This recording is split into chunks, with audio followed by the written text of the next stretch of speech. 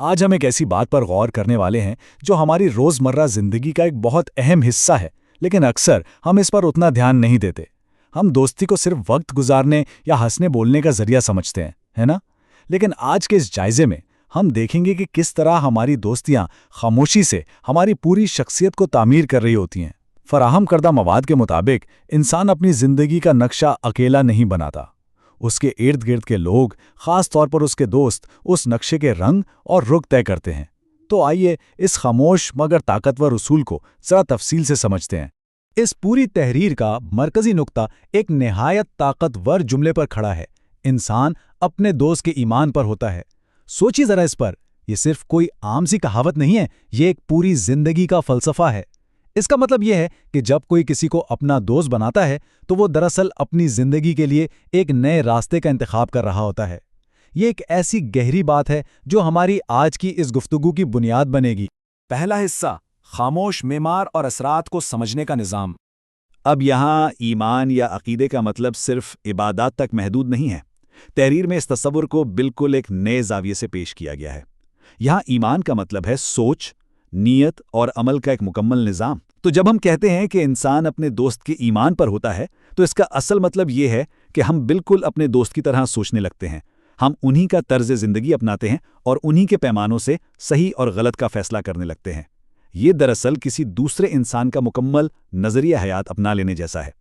اور سب سے حیران کن بات یہ ہے کہ یہ پوری تبدیلی بالکل خاموشی سے ہوتی ہے۔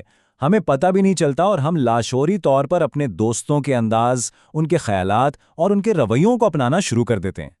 یہ کوئی ایسا فیصلہ نہیں ہوتا جو ہم نے باقاعدہ سوچ سمجھ کر کیا ہو، بس ہماری زندگی کی منزل اور راستے کے رنگ وہ لوگ طے کرنے لگتے ہیں جو ہمارے ساتھ چل رہے ہوتے ہیں۔ دوسرا حصہ: اثر و رسوخ کا طریقہ کار، جہاں سوچ اور کردار آپس میں ملتے ہیں۔ دوستوں کی سوچ میں آخر کیا فرق ہوتا ہے؟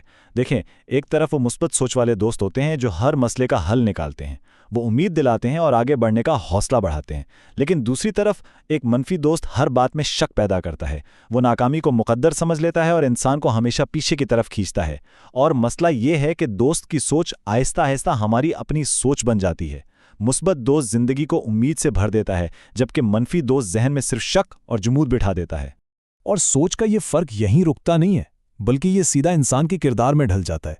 ایک سچا اور ذمہ دار دوست بالکل وہی اچھی صفات ہم میں بھی منتقل کرتا ہے، لیکن اگر دوست جھوٹ بولتا ہے یا غیر ذمہ دار ہے تو مواد ہمیں سختی سے خبردار کرتا ہے کہ یہ بری عادتیں اس قدر خاموشی سے ہمارے اندر داخل ہوتی ہیں کہ وقت گزرنے کے ساتھ ہماری پوری شخصیت ہی تبدیل ہو چکی ہوتی ہے اور ہمیں اس کا احساس تک نہیں ہوتا۔ تیسرا حصہ: پوشیدہ خواہشات کا عکس اور کشش کی نفسیات۔ یہاں آ کر اس تحریر کا دھارا بالکل بدل جاتا ہے اور ایک بہت گہری نفسیاتی حقیقت سامنے آتی ہے۔ اصل میں ہم جس زندگی کو یا جن خوبیوں کو اپنے دوست میں پسند کرتے ہیں، چاہے وہ ان کی آزادی ہو، ان کی کامیابی ہو یا ان کا انداز زندگی ہو، وہ دراصل ہماری اپنی ہی چھپی ہوئی خواہشات ہوتی ہیں۔ ہم ان لوگوں میں اپنی ایک نامکمل تصویر دیکھتے ہیں۔ یہی وہ چیز ہے جو ہمیں ان کے قریب لے جاتی ہے۔ ہم دراصل دوستی کے ذریعے اپنے اندر کی کسی کمی کو پورا کرنے کی کوشش کر رہے ہوتے ہیں۔ اسی لیے دوستی کا انتخاب اصل میں ہماری اپنی بصیرت کا سب سے بڑا امتحان ہے۔ ایک اچھا دوست ہماری کمزوریوں کا احساس دلاتا ہے اور ہمیں غلط راستے پر جانے سے روکتا ہے۔ اس کے برعکس ایک برا دوست ہماری غلطیوں کو بھی صحیح قرار دیتا ہے اور ایسی وقتی خوشی دیتا ہے جو آخرکار تباہی کی طرف لے جاتی ہے۔ تو فیصلہ ہمیں کرنا ہوتا ہے کہ ہم زندگی میں حقیقی ترقی چاہتے ہیں یا صرف ایک ایسی جھوٹی تسلی جو آگے چل کر ہمیں نقصان بہت پہنچائے۔ چوتھا حصہ: دوستی کا جدید بحران اور سوشل میڈیا کا وہم۔ آج کے دور میں، خاص طور پر اس سوشل میڈیا کے زمانے میں، دوستی کے پیمانے بالکل ہی الجھ گئے ہیں۔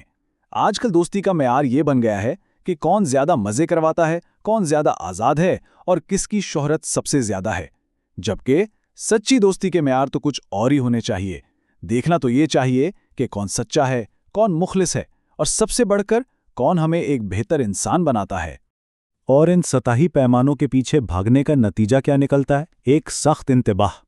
ان نئے معیاروں کی وجہ سے نوجوان ایسی دوستیوں کی طرف جا رہے ہیں جو اس وقت تو بہت اچھی لگتی ہیں، وقتی مزہ بھی دیتی ہیں، مگر در حقیقت وہ ان کے کردار اور مستقبل کو مستقل طور پر نقصان پہنچا رہی ہوتی ہیں۔ یہ بالکل ایسا ہی ہے جیسے تھوڑی دیر کی خوشی کے لیے زندگی بھر کا نقصان خرید لینا۔ پانچواں اور آخری حصہ: رہنمائی، خود احتسابی اور آئینے کی بحالی۔ تو اس مسئلے کا حل کیا ہے؟ یہاں والدین اور اساتذہ پر ایک بہت بڑی ذمہ داری آتی ہے۔ تحریر واضح کرتی ہے کہ نئی نسل کو یہ 3 بنیادی چیزیں سکھانا بہت ضروری ہیں۔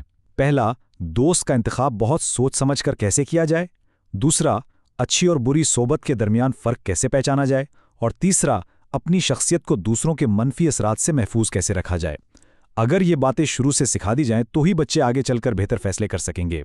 ان سب باتوں پر غور کرنے کے بعد اس تحریر سے ایک آخری اور حتمی ہدایت سامنے آتی ہے، اور وہ یہ ہے کہ انسان کو شعوری طور پر ایسی صحبت کا انتخاب کرنا چاہیے جو اس کے اخلاقی اور روحانی معیار کو بلند کرے۔ ایسے لوگوں کے قریب رہا جائے جو بہتری کی طرف لے جائیں۔ یہ صرف بھیڑ اکٹھی کرنے کی بات نہیں ہے، بلکہ ان لوگوں کو چننے کی بات ہے جو زندگی کو ایک سچا مقصد دیں۔ اب ہم اس جائزے کے بالکل اختتام پر ہیں، اور جانے سے پہلے میں اس آخری مگر سب سے اہم سوال کی طرف دھیان دلانا چاہوں گا۔ یہ تحریر اس پورے تصور کا رخ ہماری ہی طرف موڑ دیتی ہے۔ ہم اکثر یہ تو سوچتے ہیں کہ ہمارا دوست کیسا ہونا چاہیے، لیکن اصل سوال یہ ہے کہ کیا ہم خود اپنے دوستوں کو بہتر بناتے ہیں؟ کیا ہم کبھی انہیں کسی غلطی پر ٹوکتے ہیں؟ ہم اپنے دوستوں کے لیے کیسا آئینہ بن رہے ہیں؟ یہ ایک ایسا سوال ہے جو نہ صرف اس پورے بحث کا خلاصہ کرتا ہے، بلکہ سوچنے کے لیے ایک ایسا دروازہ کھولتا ہے جو شاید لمبے عرصے تک ہمارے ذہن میں بند نہیں ہوگا۔ آج کے اس جائزے میں ہمارے ساتھ شامل ہونے کا بہت شکریہ۔